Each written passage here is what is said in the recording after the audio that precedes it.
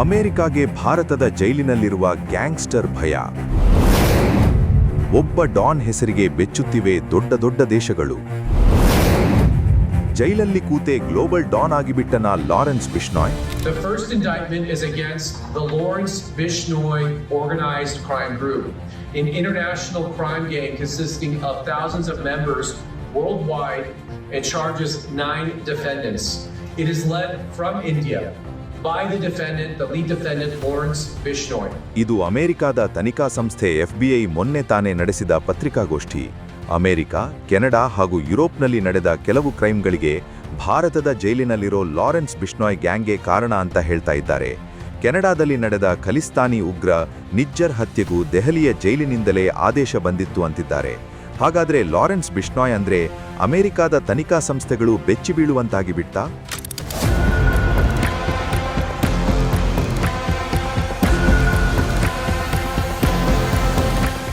S, Lawrence Bishnoi ಒಬ್ಬ gangster. ಸದ್ಯ ಭಾರತದ ಜೈಲಿನಲ್ಲಿದ್ದಾನೆ. ಸಾಕಷ್ಟು ಕೇಸ್ಗಳಲ್ಲಿ ಇವನ ಹೆಸರಿದೆ. ಸಲ್ಮಾನ್ ಖಾನ್ ಹತ್ಯೆಗೆ ಹಲವಾರು ಬಾರಿ ಪ್ರಯತ್ನಿಸಿದ್ದ ವ್ಯಕ್ತಿ ಈತ.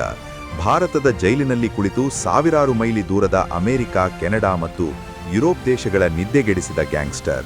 ಅಂದಹಾಗೆ ವಿದೇಶಿಗರು ಯಾಕೆ ಇವನಿಗೆ ಭಯಪಡಬೇಕು?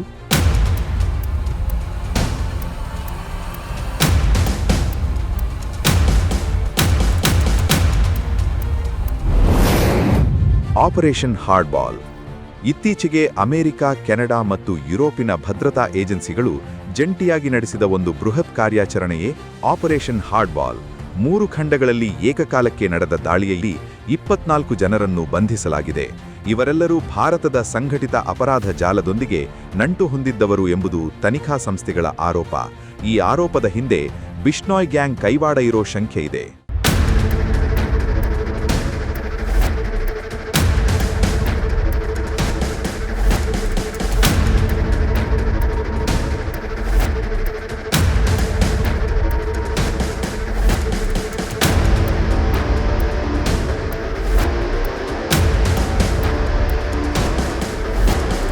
ಈ ಪ್ರಕರಣದಲ್ಲಿ ಮುಖ್ಯವಾಗಿ ಕೇಳಿಬರುತ್ತಿರುವ ಹೆಸರು ಭಾರತದ ಜೈಲಿನಲ್ಲಿರುವ ಲಾರೆನ್ಸ್ ಬಿಷ್ಣೋಯ್.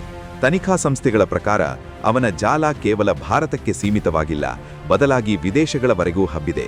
ಇದರೊಂದಿಗೆ ಮತ್ತೊಂದು ಪ್ರಮುಖ ಹೆಸರೆಂದ್ರೆ ಸತಿಂದರ್ಜೀತ್ ಸಿಂಗ್ ಅಲಿಯಾಸ್ ಗೋಲ್ಡಿ ಬ್ರಾರ್.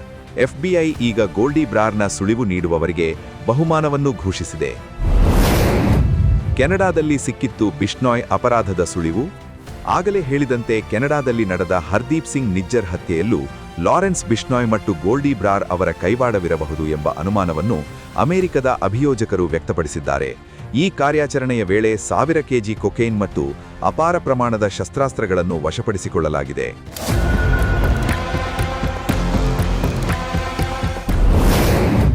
ಪಾಕಿಸ್ತಾನದಲ್ಲೂ ಬಿಷ್ಣೋಯ್ ಅಂದ್ರೆ ಭಯ.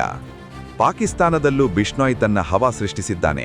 ಮಾದಕ ವಸ್ತುಗಳ ಕಳ್ಳಸಾಗಣೆ ವಿಷಯದಲ್ಲಿ ಪಾಕಿಸ್ತಾನದ ಬಹುದೊಡ್ಡ ಗ್ಯಾಂಗ್ಸ್ಟರ್ ಶೆಹಜಾದ್ ಭಟ್ಟಿ ಲಾರೆನ್ಸ್ನ ವೈರತ್ವ ಕಟ್ಟಿಕೊಂಡಿದ್ದಾನೆ. ಬಿಷ್ಣೋಯ್ನ ಮುಗಿಸುವುದಾಗಿ ಕಳೆದ ವರ್ಷ ಒಂದು ವಿಡಿಯೋ ಕೂಡ ಮಾಡಿದ್ದ. ಇದಕ್ಕೆ ಪ್ರತಿಯಾಗಿ ಬಿಷ್ಣೋಯ್ ಗ್ಯಾಂಗ್ ಕೂಡ ಒಂದು ವಿಡಿಯೋ ಮಾಡಿ ಹಾಕಿತ್ತು. ಪೋರ್ಚುಗಲ್ನಲ್ಲಿ ಭಟ್ಟಿ ಮೇಲೆ ನಡೆದ ದಾಳಿಗೆ ತಾವೇ ಕಾರಣ ಅಂತ ಶಾಕ್ ಕೊಟ್ಟಿತ್ತು. ಹೀಗೆ ಬಿಷ್ಣೋಯ್ ಬಹಳಷ್ಟು ದೇಶಗಳಲ್ಲಿ ತನ್ನ ಸುಪಾರಿ ಕಿಲ್ಲರ್ಗಳನ್ನು ಸಾಕಿಕೊಂಡಿದ್ದಾನೆ. ಆದರೆ ಇಲ್ಲೊಂದು ದೊಡ್ಡ ಪ್ರಶ್ನೆ ಇದೆ. ಭಾರತದ ಜೈಲಿನಲ್ಲಿರುವ ಒಬ್ಬ ವ್ಯಕ್ತಿ ಇಷ್ಟು ಪ್ರಭಾವಶಾಲಿಯಾಗಿ ಹೇಗೆ ವಿದೇಶಗಳಲ್ಲಿ ಅಪರಾಧಗಳನ್ನು ನಡೆಸಲು ಸಾಧ್ಯ? ಇದು ಅಲ್ಲಿನ ಭದ್ರತಾ ವ್ಯವಸ್ಥೆಯ ವೈಫಲ್ಯವೋ, ಅಥವಾ ಗ್ಯಾಂಗ್ಸ್ಟರ್ಗಳ ಶಕ್ತಿಯೋ, ಅಥವಾ ವಿದೇಶಗಳು ಮಾಡುತ್ತಿರುವ ಸುಳ್ಳು ಆರೋಪವೋ? ಒಟ್ಟಿನಲ್ಲಿ ಒಬ್ಬ ಗ್ಯಾಂಗ್ಸ್ಟರ್ ವಿದೇಶದ ಘಟಾಘಟಿಗಳು ಹೆದರುವಂತಾಗಿರುವುದು ವಿಧಿಯ ವಿಪರ್ಯಾಸವೇ ಸರಿ. ನೀವೇನಂತೀರಿ? ಹೊಸದಿಗಂತ ಡಿಜಿಟಲ್ ಚಾನೆಲ್ನಲ್ಲಿ ಪ್ರಸಾರವಾಗ್ತಿರೋ ಹೈನೋಟ್ಸ್ ಸಂಗೀತ ಕಾರ್ಯಕ್ರಮದ ರೂವಾರಿ ಅನೂರ್ ಅನಂತಕೃಷ್ಣ ಶರ್ಮಾ ಅವರ ನೇತೃತ್ವದಲ್ಲಿ ಬೆಂಗಳೂರಲ್ಲೊಂದು ಲಯಲಾವಣ್ಯ ಅನ್ನೋ ವಿಶಿಷ್ಟವಾದ ತಾಳವಾದ್ಯ ಮೇಳ ನಡೆಯಲಿದೆ. ಅತ್ಯಂತ ಪ್ರತಿಭಾನ್ವಿತ ಕಲಾವಿದರು ಭಾಗವಹಿಸ್ತಿರೋ ಕಾರ್ಯಕ್ರಮ ಇದು. ದಿನಾಂಕ 12 ಜುಲೈ ಭಾನುವಾರ. ಸಮಯ ಬೆಳಗ್ಗೆ 10:30ಕ್ಕೆ. ಸ್ಥಳ Prestige Centre for Performing Arts, Konanakunte cross, behind Forum Mall, Bengaluru. Online ಟಿಕೆಟ್ಗಳು ಸಂಗಮmedia.org ಯಲ್ಲಿ ಲಭ್ಯ. ಈ ಅವಕಾಶ ಮಿಸ್ ಮಾಡ್ಕೋಬೇಡಿ. ತಪ್ಪದೇ ಹೋಗಿ ನೋಡಿ.